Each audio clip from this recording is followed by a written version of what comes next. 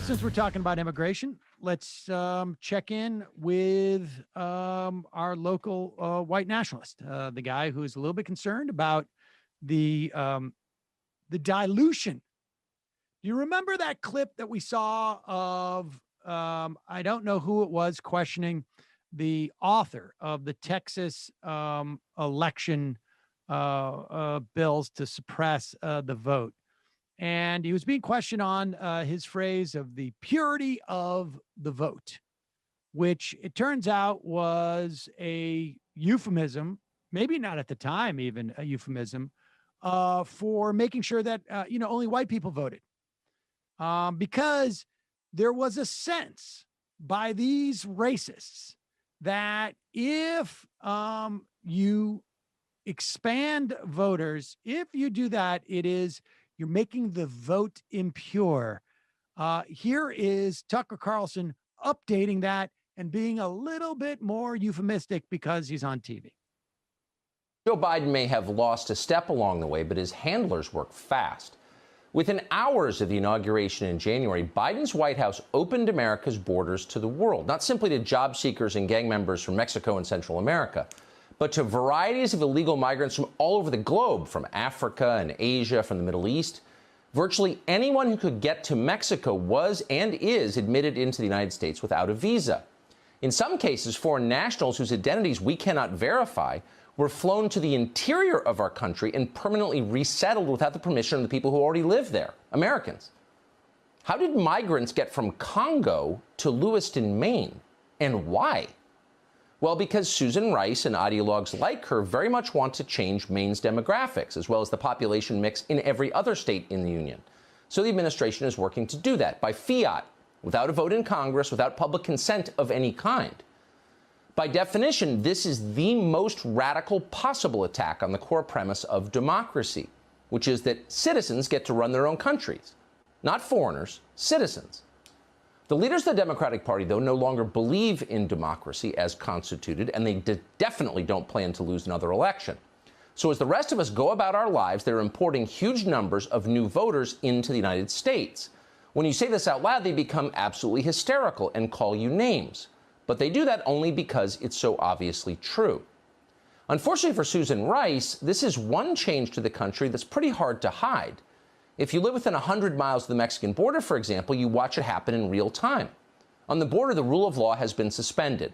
The American system of order and decency and fairness is being mocked and destroyed by the very people in charge of sustaining it. You don't have to be a conservative Republican to be deeply offended by what's going on. Last November in Texas, many thousands of lifelong Democrats with Mexican last names voted for Donald Trump. Why? Because they knew perfectly well what the left planned to do to the border. And they were right. They're patriotic Americans. They didn't want to see their country destroyed. Yeah, I mean, I'm just curious, and maybe you guys can help me unpack this.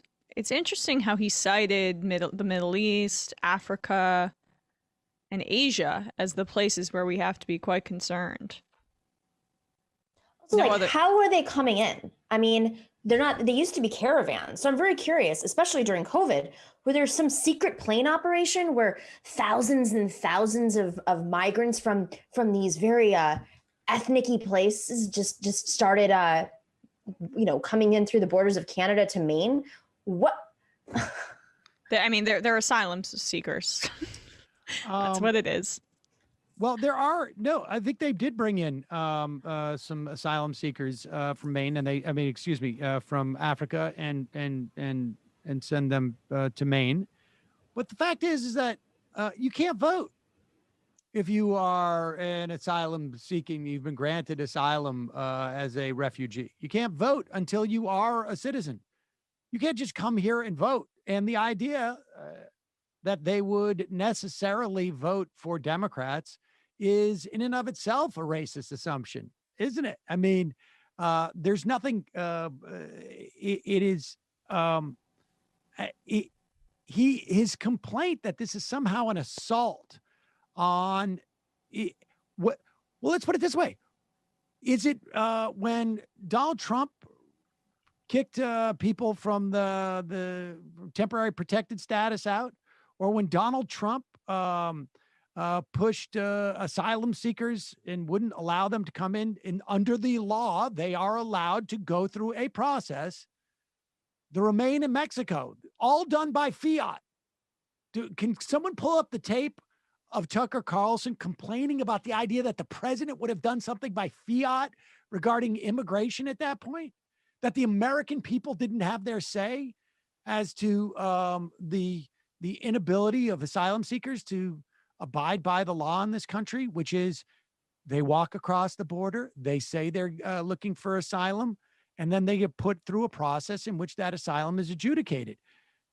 No, because Tucker Carlson doesn't give a shit about that. Let's be honest. It is Tucker Carlson is trying to tell his audience that black and brown people are coming to this country and they will not replace you if Tucker has anything to say about it. Well, don't you see though the scary people from Africa and the Middle East and Asia, the three places he mentioned, nowhere in the white areas. I'm just trying to emphasize that because it's super deliberate. They'll be beholden to the Democrats for smuggling them into the country for their own electoral purposes, and then they will do as they're told. It's a part of kind of the ransom, Sam. Don't you get that? Right, of course. It's time for payback, guys. It's a transaction. All while voting reforms are being discussed. Yeah. Yes. I mean, and it's funny too. It's such, I just thought about this aspect of the projection. They see the vote as transactional because for Republican politicians, their votes are essentially transactional. We give you this money and you do our bidding. And it must work the same way with Democrats and those dirty immigrants that we're so fearful of. You know, the other thing is, I wonder if this is like a weird flex to get Susan Collins to move a little bit more right, picking Maine. Well, he also has a place up in Maine. Yes. Oh, okay. He lives in Maine. He could be up there right now for all we know. I mean, He's got a studio. Bought a like an old gas station or something like that. Built a studio, not to be confused with his the situation in Florida where he's dining with Donald Trump. Yeah, he's not an elitist, incidentally. And George W. Bush. East Coast elitist, man. Bush, yeah. And George W. Bush. He's a anti-war Tucker Carlson, right? He's the new brand of anti-war conservative as he hangs out with war criminals. Can't believe he can't go to West Virginia.